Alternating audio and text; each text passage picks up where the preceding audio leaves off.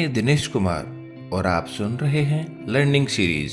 सुनोगे नहीं तो जानोगे कैसे। सुंदरलाल बहुगुणा का संघर्ष चिपको आंदोलन के साथ ही खत्म नहीं हुआ। आगे बात करते हैं। जब बिजली के लिए पानी में डूबने वाला था टिहरी।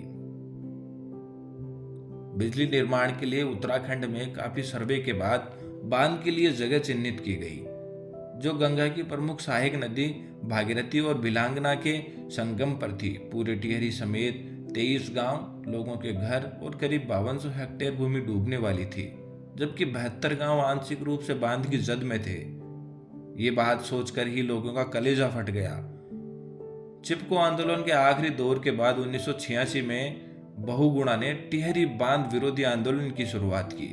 सरकार ने इस ओर ध्यान नहीं दिया। आखिर लोगों को नोटिस भेजे गए। धीरे धीरे लोग पास ही नई टिहरी में शिफ्ट हो गए।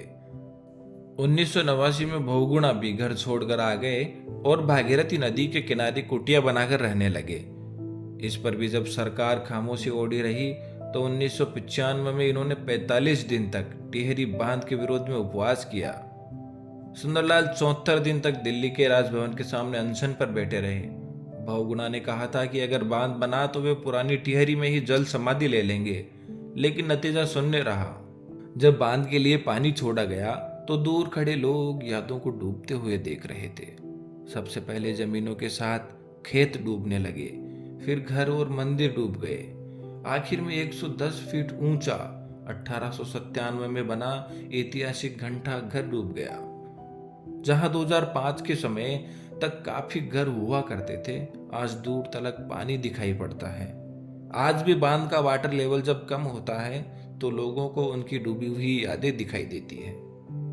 विस्थापन पर सुंदरलाल बहुगुणा ने कहा था कि पहाड़ी आदमी अपनी मामूली जरूरतों के लिए आसपास के वातावरण पर निर्भर होता है। वो जंगलों से सिर्फ शुद्ध हवा, चारा और पानी ही नहीं लेता, बल्कि हाईलैंडर स्पीड फ्रीडम को भी जीता है। उसे पहाड़ों से उखाड़ कर अगर आप मैदानों में पूरी सुविधाएं भी दे दोगे तो वह पनप नहीं सकता। उसकी फ्रीडम का मुआवजा कैसे चुकाओगे। आखिर वो 21 मई 2021 का दिन था जब कोरोना काल के दौरान 94 साल की उम्र में सुंदरलाल बहुगुणा का निधन हो गया। उत्तराखंड स्थित एम्स में उन्होंने अंतिम सांस ली।